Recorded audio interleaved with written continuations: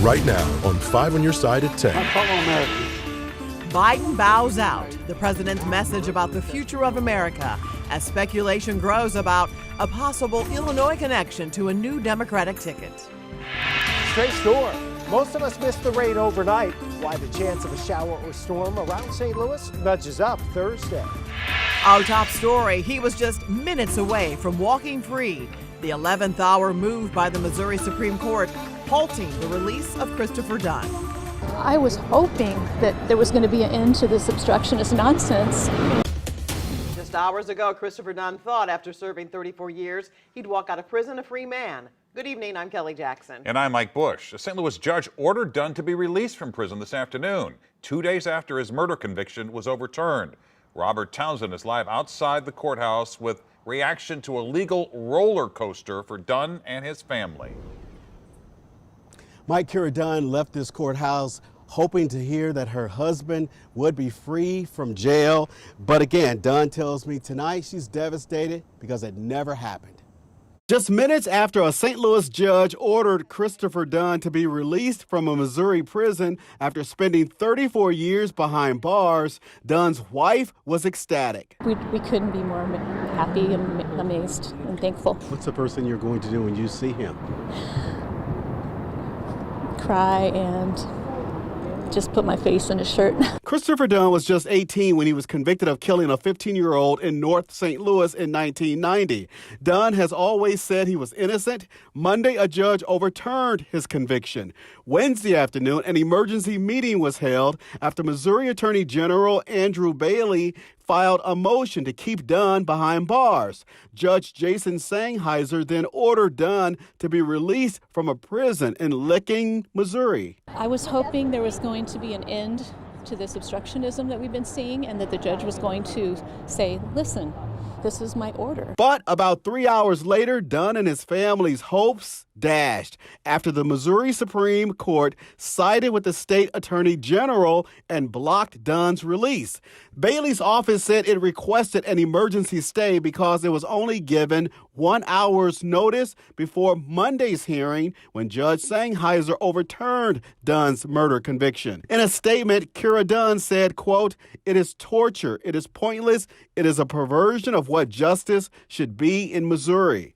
Professor Kenya Brumfield Young teaches criminology at St. Louis University. She's been following the Dunn case from the beginning. There's the feeling of estrangement. There's birthdays they miss. There's, passing of loved ones that they've missed. And they literally see life go by them. Now, according to a Department of Corrections spokesman, Dunn will remain in prison until at least Monday. His legal team says, quote, "An innocent person remains behind bars and they will pursue every avenue to secure Dunn's freedom." Live downtown, Robert Townsend, 5 on your side. New tonight, a group of 25 men and women have filed a lawsuit against the Archdiocese of St. Louis, claiming they were sexually abused by priests and nuns. They also claim the church covered it up. The lawsuit only mentions Archbishop Mitchell Rosansky, but it includes dozens of defendants. The alleged abuse happened in St. Louis, St. Charles, Jefferson, and Franklin counties. Tonight, 4 detainees at the St. Louis City Justice Center are recovering. They were rushed to the hospital after being stabbed by another prisoner. The violence comes amid ongoing concerns about safety and oversight at the jail. 5 on your side's Brent Solomon is live now with what he's learning. Brent. Well, Mike, it was a correctional officer who made that call for help a little after 1:30 this afternoon. With the understaffed jail with some 700 detainees, one community leader tells me it's no surprise something like this could happen. Our biggest concern is safety. It's the safety of detainees, but also the safety of everyone else in the CJC. That's why Darrell Gray with the Detention Facilities Oversight Board says he was relieved to get a call Wednesday as soon as something went down. 4 detainees rushed to the hospital after a stabbing, the result of a fight that broke out in a pod. In the past, oversight leaders say they struggle to get information like this. The good thing about this is that the communication is better. He was told there's now an internal investigation at the jail to see if staff properly followed protocol, but he's concerned about a staffing shortage. It's hard to get police officers. It's hard to get correctional officers. It's hard to get sheriff.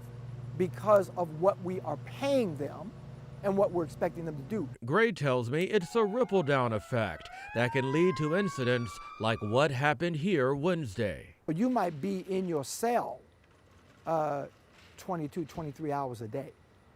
Because if you don't have enough staff and you allow detainees out, not knowing if any of them have a beef together, it's hard to manage security, it's hard to manage safety.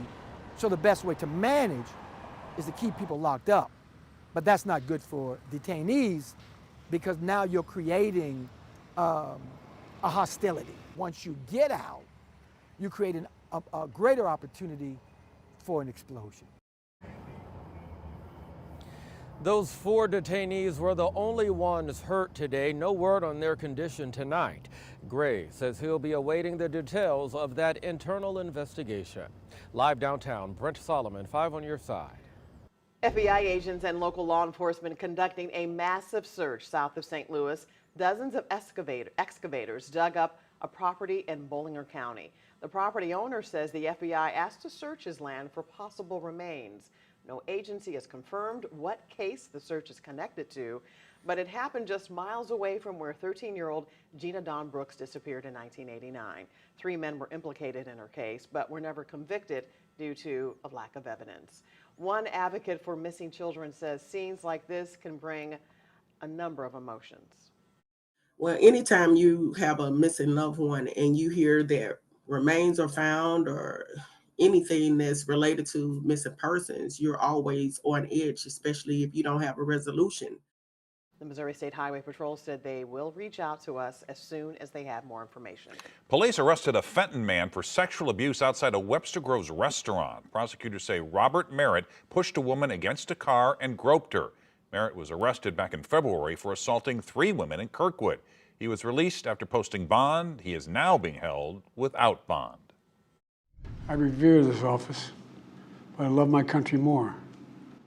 Historic address tonight from the Oval Office. Tonight, President Biden spoke directly to Americans about his decision to drop his re-election bid for a second term. His announcement over the weekend caused a seismic shift in the 2024 presidential race. The president told the American people, quote, "History is in your hands." NBC's Alice Barr has the latest from Washington.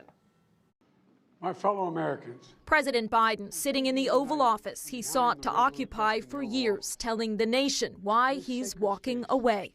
So I've decided the best way forward is to pass the torch to a new generation. That's the best way to unite our nation. The president acknowledging his personal struggle as pressure to drop out mounted from fellow Democrats, worried that questions over his age and mental sharpness meant he couldn't beat former President Trump. I believe my record as president, my leadership in the world, my vision for America's future, all merited a second term. But nothing can come in the way of saving our democracy.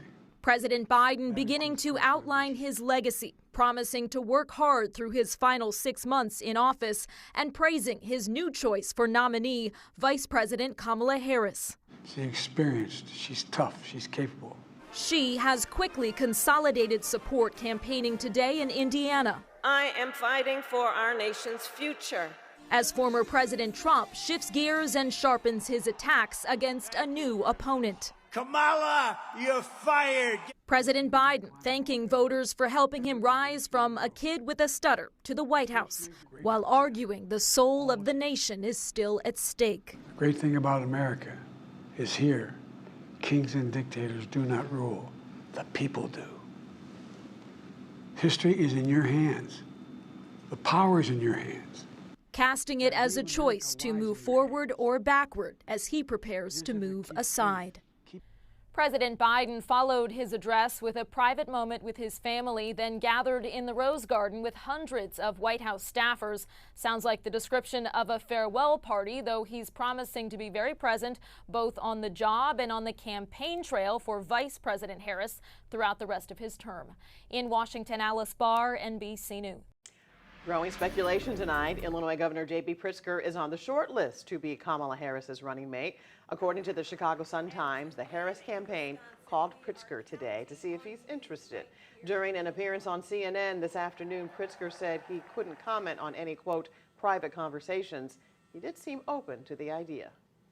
I love being governor of Illinois. The people of Illinois have graced me with that title for the last 2 elections, and I'd be reluctant to make a change, but it'd be hard to resist a call and consideration if the nominee called me to ask to be considered for vice president. Other potential VP picks include Arizona Senator Mark Kelly, Pennsylvania Governor Josh Shapiro, Michigan Governor Gretchen Whitmer, North Carolina Governor Roy Cooper, and Minnesota Governor Tim Walz. Just 2 hours ago, the Republicans running for Missouri governor debated here at the Five on Your Side studios. Missouri Secretary of State Jay Ashcroft and State Senator Bill Eigel participated. Lieutenant Governor Mike Keogh was invited but did not show up. The candidates were asked a wide range of questions, including their views on illegal immigration. It's unfortunate that my opponent does not want to require proof of citizenship for people to register to vote, because it's not just illegal aliens that could be here in this state. We can have citizens of other countries that are here legally. They should not be able to vote. And I would really hope, as a Republican, he would agree that we should require proof of citizenship for anyone that wants to vote. All I'm being very clear on is that we're not going to have to worry about illegals voting in our elections, because I'm the candidate that, if elected governor of the state, is going to deport every single one of them. I don't know. I think that I'm very frustrated that Mike Kehoe's not here tonight to explain why he's actually in support of amnesty. You can watch the entire debate tomorrow night at 7 on 5 on Your Side. It will also stream on the 5+ app.